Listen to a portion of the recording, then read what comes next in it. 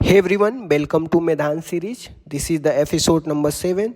In this video, we're going to cover some static GK question that already has been asked in various government exam like SSC, NTPC, UPSC and many more. The topic I'll be cover here like national symbol, historical event, political, geography and some scientific fact also. So for quick revision and building the concept clarity, subscribe now and stay tuned for the next episode. So let's get started without any further delay. So question number पहले से start करते हैं. मौर्य प्रशासन में राजस्व वसूलीकर्ता के अधिकारी राजस्व महा कलेक्टर कौन रहता है? तो इसको समाहर्ता बोला जाता था. ठीक, और समाहर्ता होता है वो कोषाधिकारी भी बोला जाता है. तो ये भी आपको ध्यान रखना है कि मौर्य प्रशासन में जो वसूली करता अधिकारी होता था उसे क्या बोला जाता था? राजस्व महा कलेक्टर बोला जाता है.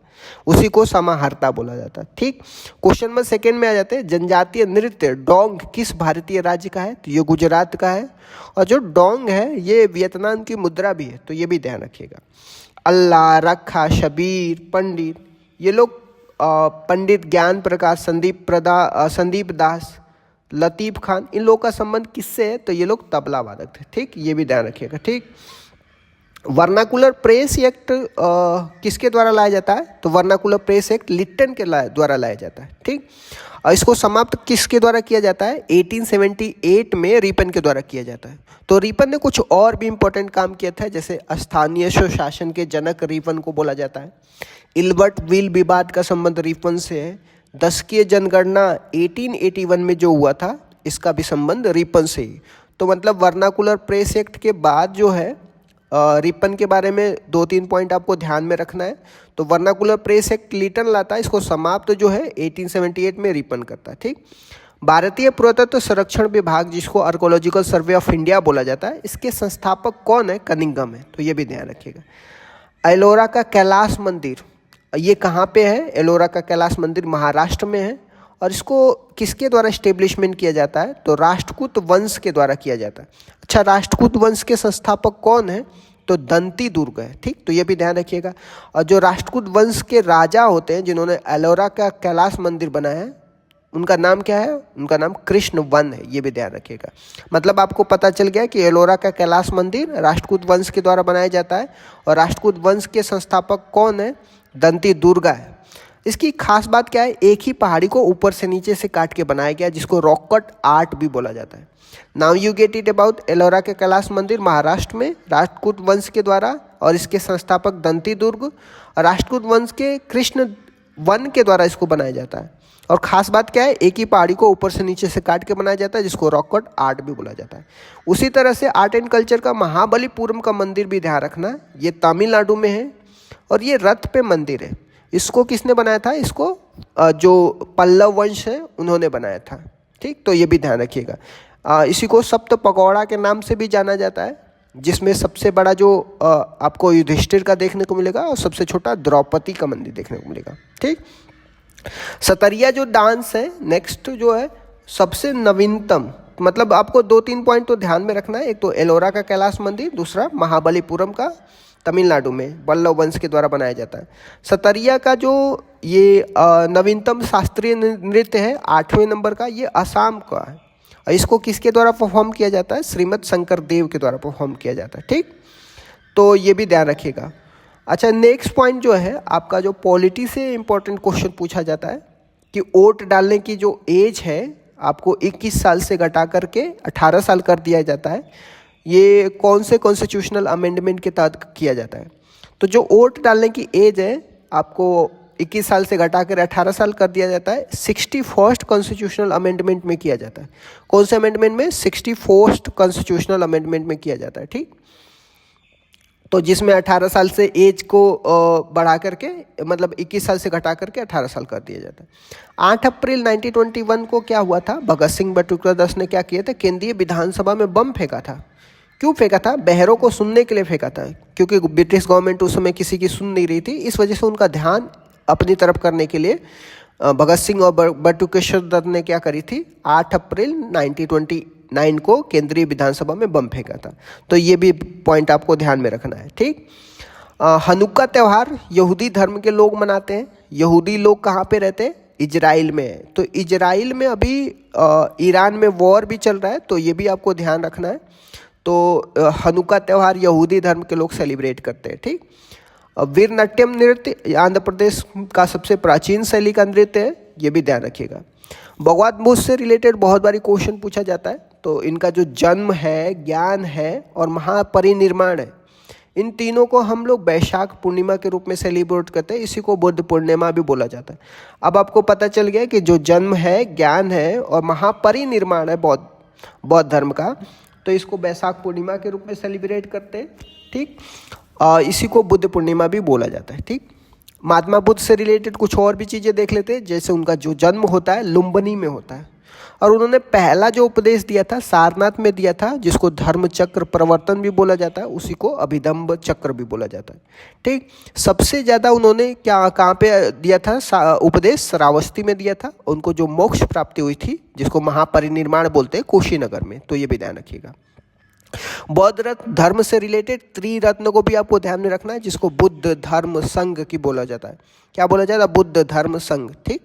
और बौद्ध से रिलेटेड जो होते हैं 3 पिटक को भी आपको ध्यान में रखना है। और वो 3 पिटक कौन से हैं? सुत्त पिटक, विनय पिटक, अभिधम्म पिटक। ठीक। तो ये भी ध्यान रखिएगा। बौद्ध की 4 संगति होती है, तो वो भी आपको ध्यान में रखना है।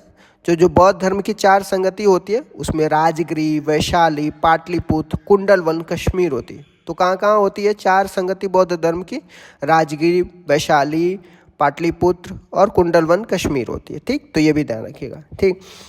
जब हम पॉलिटी की बात करते हैं तो भारतीय संविधान में कौन सा अनुच्छेद न्याय और निःशुल्क कानूनी सहायता की इससे संबंधित है? तो ये जो न्याय निःशुल्क कानूनी सहायता, जिसको फ्री लीगल एड बोलते हैं, ये फंडामेंटल राइट में नहीं है। बाकी इसको 42वें संविधान संशोधन करके 1976 में आर्टिकल 39A करके DPSP में जोड़ा जाता है। तो now you get it about that कि जो फ्री लीगल एड है ये DPSP में है, और इसको 42वें संविधान संशोधन करके 1976 में आर्टिकल 39A जोड़ा जाता है। ठीक। अब इसी समय नालसा का बारे में भी देख लेते हैं। नालसा का एस्टेब्लिशमेंट कब किया जाता है? 1987 के एक्ट से किया जाता है। ठीक। तो 2 चीज़ें आपको ध्यान में रखना है। 42वें संविधान संशोधन करके फ्री लीगल एड जो है 39A आर्टिकल जोड़ा जाता है, और नालसा 1987 के एक्ट से जोड़ा जाता है। ठीक। जब हम 42वें संविधान की बात करते हैं तो 42वें संविधान में और भी बहुत सारी चीज़ें जोड़ी जाती हैं, इसीलिए इसको मिनी कॉन्स्टिट्यूशन बोला जाता है। मिनी कॉन्स्टिट्यूशन में अलग इसे एक छोटा सा कॉन्स्टिट्यूशन हो गया। ठीक। क्या क्या चीज़ें जोड़ी जाती है 42वें संविधान संशोधन 1976 में? तो पहले जो शिक्षा होता था वो आपका स्टेट लिस्ट का सब्जेक्ट होता था। जो एजुकेशन होता था स्टेट लिस्ट का सब्जेक्ट होता था, इसको कॉन्करेंट लिस्ट में डाल दिया जाता है। Now you get it about that कि पहला काम क्या होता है? एजुकेशन को स्टेट लिस्ट से हटा करके कॉन्करेंट लिस्ट में। फिर पार्ट 4A आर्टिकल 51A में कुछ फंडामेंटल ड्यूटी जोड़ी जाती है, और वो 10 फंडामेंटल ड्यूटी जोड़ी जाती है। ये भी आपको ध्यान में रखना है। ठीक। और तीसरा काम क्या होता है? प्रियम्बल में 3 शब्द जोड़ा जाता है, जिसको समाजवाद, धर्मनिरपेक्ष, अखंडता, जिसको सोशलिस्ट, सेकुलर और इंटीग्रिटी बोला जाता है। तो इसके साथ ये भी आपको ध्यान में रखना है। ठीक। मतलब आपको समझ में आ गया कि जो 42वां संविधान संशोधन होते हैं उसमें आपको 2-3 चीज़ें जोड़ी जाती हैं। एजुकेशन को आपको स्टेट से कॉन्करेंट लिस्ट में डाला जाता है, और पार्ट 4A जोड़ा जाता है, जिसमें आर्टिकल 51A में फंडामेंटल ड्यूटी जोड़ा जाता है। ठीक। तो मतलब आप देखो कि संविधान में कुछ कुछ शेड्यूल होते हैं, कुछ पार्ट होते हैं, कुछ आर्टिकल होते हैं। तो पार्ट 4A में 51A आर्टिकल में जोड़ा जाता है आपका फंडामेंटल ड्यूटी। पिंडवानी नृत्य आपको छत्तीसगढ़ में परफॉर्म किया जाता है। इनके जो फेमस कलाकार है तीजन बाई हैं। भारतीय संविधान के किस संवैधानिक संशोधन अधिनियम ने एक ही व्यक्ति को 2 या 2 से अधिक राज्यों का राज्यपाल के लिए नियुक्त करने की सुविधा प्रदान कर दी है? तो आप ध्यान रखना, 7th कॉन्स्टिट्यूशनल अमेंडमेंट 1956 में एक व्यक्ति 1 से ज़्यादा राज्यों का गवर्नर बन सकता है। पहले ऐसा नहीं था, पहले एक व्यक्ति एक ही राज्य का गवर्नर बन सकता था, लेकिन 7th कॉन्स्टिट्यूशनल अमेंडमेंट करके 1956 में एक व्यक्ति 1 से ज़्यादा राज्यों का गवर्नर बनाया जा सकता है। तो ये भी आप ध्यान रखिएगा। पार्लियामेंट में जब आप देखोगे ज्वाइंट सीटिंग की बात किया जाता है तो बुलाता आपको देखते हैं जब राज्यसभा या रोज लोकसभा में कोई डेडलॉक हो जाता है किसी बिल को लेकर के, तो आर्टिकल 108 में ज्वाइंट सीटिंग की बात किया जाता है। जो प्रेसिडेंट ज्वाइंट सीटिंग को बुलाता है, लेकिन इसको हेड कौन करता है? स्पीकर करता है। ठीक, कितनी बार बुलाया गया? 3 बार बुलाया गया, तो ये भी ध्यान रखिएगा। ठीक, और ये आर्टिकल 108 में ज्वाइंट सीटिंग की बात किया जाता है। ठीक, तो ये भी ध्यान रखिएगा। लेकिन संविधान संशोधन बिल हो गया या धन विधेयक बिल हो गया, इसके लिए ज्वाइंट सीटिंग मतलब नहीं है। ठीक, तो इसमें क्या होती है, अगर कोई बिल पास नहीं होता है तो गवर्नमेंट क्या होगी? गिर सकती है। ठीक, तो संविधान संशोधन बिल और मनी बिल में ज्वाइंट सीटिंग की व्यवस्था नहीं की गई है, और आर्टिकल 108 में आपको ज्वाइंट सीटिंग की बात किया जाता है। प्रेसिडेंट बुलाते हैं और इसको हेड कौन करता है? स्पीकर करते हैं। ठीक, कितनी बार बुलाई जो जा चुकी है ज्वाइंट सीटिंग? आपको 3 बार बुलाई जा चुकी है। ठीक, तो ये भी ध्यान रखिए, जिसमें संविधान संशोधन बिल या धन विधेयक के बारे में ज्वाइंट सीटिंग के बारे में नहीं बताया जाता है। जो आपका ज्वाइंट सीटिंग है, इसके बाद सत्य शोधक समाज की स्थापना महात्मा ज्योतिबा फुले ने करी थी, और इनकी किताब का नाम भी ध्यान रखना, गुलामगिरी है। ठीक, अच्छा, उत्तरी गोलार्ध में उत्तर अत्यंत कब होता है? जो 21 जून को होता है, और 21 जून को ही सबसे बड़ा दिन सेलिब्रेट किया जाता है। ठीक, आपको 4 दिन मतलब 4 डेट को याद रखना है, 23 सितंबर और 21 मार्च को, जिसमें इक्विनिक्स बोला जाता है। इक्विनिक्स मीन्स क्या होता है? इक्वल डे एंड नाइट होता है। ठीक, तो ये भी ध्यान रखना है, जिसमें 21 जून और 22 दिसंबर को माना जाता है कि जो 21 जून को सबसे बड़ा दिन होता है, और 22 दिसंबर को साल का सबसे बड़ी रात होती है, जिसको शीत आयनांत भी बोला जाता है। ठीक, तो ये भी आपको ध्यान रखना। तो 4 डेट आपको ध्यान में रखना है। पहला 23 सितंबर और 21 मार्च हो गया। 23 सितंबर और 21 मार्च को इक्वल दी और डे और नाइट होता है, जिसको इक्विनिक्स बोला जाता है। 21 जून को सबसे बड़ा दिन सेलिब्रेट किया जाता है, और 22 दिसंबर को सबसे बड़ी रात। कानून के समक्ष समानता, जिसको rule of law that has been mention in article 14, जो हमने यूएसए के कॉन्स्टिट्यूशन से हम लोग फंडामेंटल राइट लिया है, वहाँ पे आपको आर्टिकल 14 दिया गया है। ठीक, बारडोली सत्याग्रह कब हुआ था? 1928 में हुआ था। इसके जो नेतृत्व किए थे सरदार वल्लभ भाई पटेल ने किए थे। अच्छा, पॉवर्टी को मेजर करने के लिए बहुत बारी गवर्नमेंट क्या करती है? समितियां बनाती है। लेकिन 2012 में किस समिति का गठन किया गया था, जिसको 2014 में रिपोर्ट प्रस्तुत की थी? तो रंगराजन कमेटी को आपको ध्यान रखना है। जो पॉवर्टी को ख़त्म करने के लिए 2012 में कमेटी बनाई गई थी और 2014 में अपनी रिपोर्ट दी थी, उसको रंगराजन कमेटी बोली जाती है। ठीक, अच्छा, गरीबी उन्मूलन संबंधित कमेटियां थी, और 3-4 कमेटी भी आपको ध्यान में रखना है, जो गरीबी को, पॉवर्टी को एलिवेट करने के लिए कमेटी बनाई जाती है, जिसके दांडेकर रथ समिति, सुरेश तेंदुलकर समिति, लकड़वाला कमेटी, रंगराजन कमेटी। ठीक, तो ये आपको कमेटी किसी न किसी एग्जाम में पूछा गया है, तो इस वजह से you have to keep in mind that, like Dandekar Rath समिति, सुरेश तेंदुलकर समिति, लकड़वाला कमेटी, रंगराजन कमेटी। ठीक, भारत में आधुनिक नृत्य के जनक कौन है? उदय शंकर है, इनको भी ध्यान रखिए। राष्ट्रपति के खिलाफ महाभियोग संसद के किसी भी सदन में शुरू किया जा सकता है, जैसे लोकसभा, राज्यसभा में, लेकिन आरोपों पर महाभियोग सदन के कितने सदस्यों द्वारा हस्ताक्षर किए जाएंगे? तो 1/4। मान लीजिए राज्यसभा है, राज्यसभा में 250 मेंबर है, तो इसके 1/4 लोग क्या करना पड़ेगा? इनको सिग्नेचर करना पड़ेगा प्रेसिडेंट को इम्पीच करने के लिए, महाभियोग करने के लिए।